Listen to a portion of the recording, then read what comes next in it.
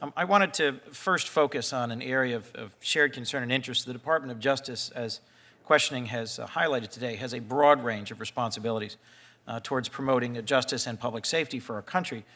One of particular interest to me is strengthening and sustaining the vital connections between federal, state, and local law enforcement. And in your opening statement, you emphasized your gratitude for the appropriations this year, which makes possible strengthening that relationship. In Delaware in particular, the Justice Reinvestment Initiative is one example of this partnership that's making a real difference. And sustained federal support is going to be critical to ensuring that newly enacted state reforms actually translate into reduced recidivism, saved lives, and saved dollars.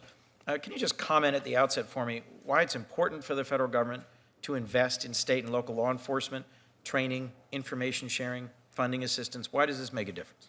Well, I think there are at least a couple of bases. One, to try to increase the capacity of our state and local partners. The reality is that the vast majority of criminal law enforcement is conducted by people who are in our state and local law enforcement agencies. And so helping them just do their jobs makes a great deal of sense.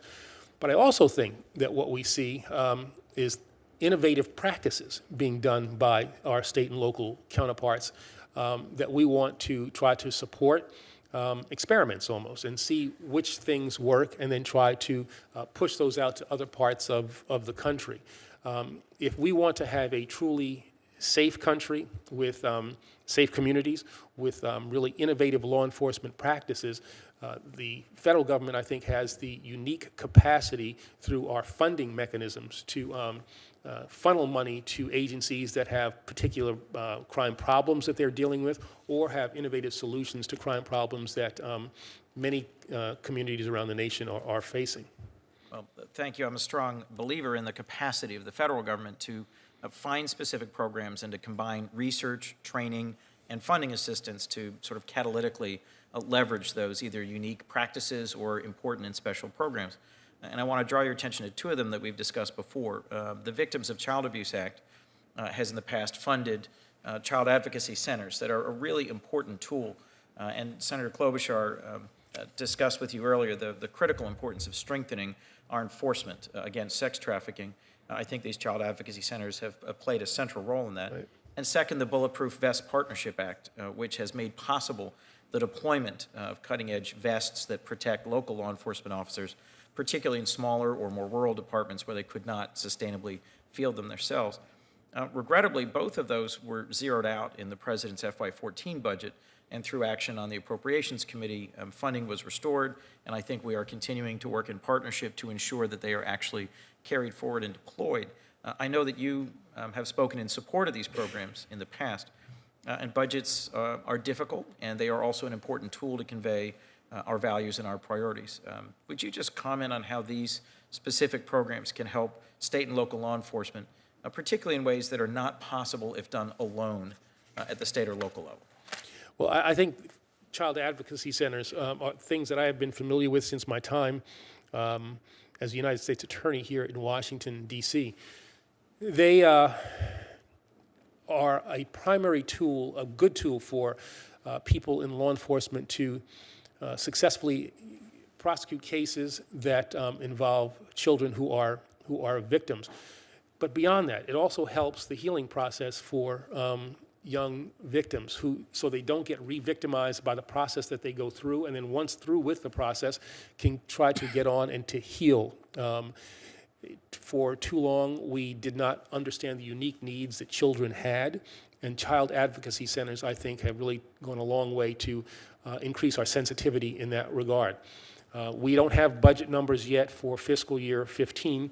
We have them in a macro sense, but we don't have the micro numbers with regard to the Justice Department. But I will be advocating on behalf of these child advocacy centers. I think they are proven to work, and given who they assist, I think that as we're trying to decide what our priorities are, the protection of our most vulnerable citizens, our children, has to be a place where we put our money. With regard to the vests, I think that we've talked about this before. A concern, you've raised a very legitimate concern that we not make the provision of vests dependent on the size of the community.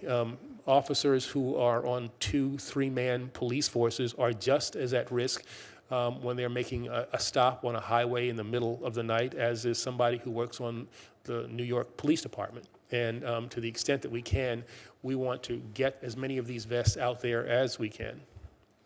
The recent report from the Presidential Commission on Election Administration confirms an issue I've raised previously, that there's a widespread lack of compliance with Section 5 of the National Voter Registration Act, the so-called motor voter law.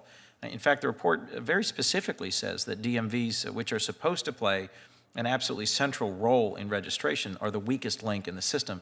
Many state DMVs disregard the law. Others have erected impediments to the seamless transfer of voter registration data from motor vehicle to voter registration.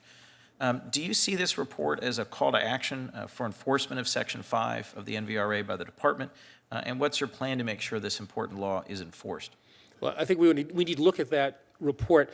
I think that was a very thoughtful and potentially very consequential piece of legislation, and for it not to be enforced and for it not to be paid attention to would go against what I think is really important, which is to somehow, in an appropriate way, without any fraud, expand the franchise and make it easier for people to get to vote. And so to the extent that issues have been identified in that report, we'll look at them and that'll help shape our enforcement efforts.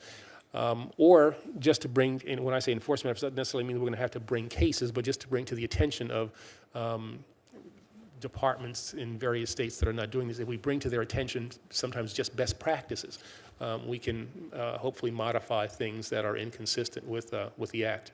Let me, if I might, ask a last question about FISA reform. The President has publicly recently instructed you to develop options to reform the Section 215 bulk collection program in ways that would better respect and defend civil liberties in this country.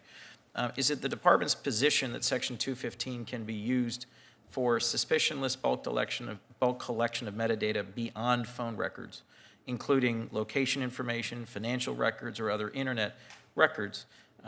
And how do you view the best way moving forward to ensure the public that the framework for making these decisions is right? Do you support more disclosures of the legal rationales for various aspects of the surveillance program? Yeah, I think that we have to ask some very frank questions about the bulk collection component of Section 215 and make a decision as a nation about whether or not we are getting from that program sufficient amounts of good information, sufficient amounts of usable information to balance the, I think, very legitimate concerns that people have expressed about the potentially wide-ranging nature of the program. I come into this, I'll be honest with you, with an open mind. There are certain programs, Section 702, for instance, that I think has to be guarded almost at all costs. With regard to 215, I think the metadata part of 215, I think that we have to ask ourselves some difficult questions and not simply do things, as the President has said, simply not do things because we can do them. The question is, should we do them? As I said, I think 215 is legal, but that does not answer the question that the President has posed to us. Well, thank you, Mr. Attorney General. I join a number of colleagues in urging and hoping that the investigation into IRS actions is done in a balanced and professional and appropriate way, and I assume it is, unless demonstrated otherwise. And what I've heard is that there were progressive groups as well as Tea Party groups that were perhaps allegedly on the receiving end of reviews of their 501c3 applications, and it's my expectation that we'll hear more in an appropriate and timely way about the conduct of this investigation. Well, let me assure you and the American people that the investigation of the what we call the IRS investigation will be done in a nonpartisan, non-ideological way, that we will make determinations only on the basis of the good investigative techniques that we always employ in the Justice Department. And let me also express confidence in the men and women who are part of the team who are investigating the case now. As I said, I see no basis to question their impartiality And we will try at the conclusion of the investigation to share as much information we can about the conclusions that we have reached, either through prosecutions or declinations, however the case ends up. Thank you.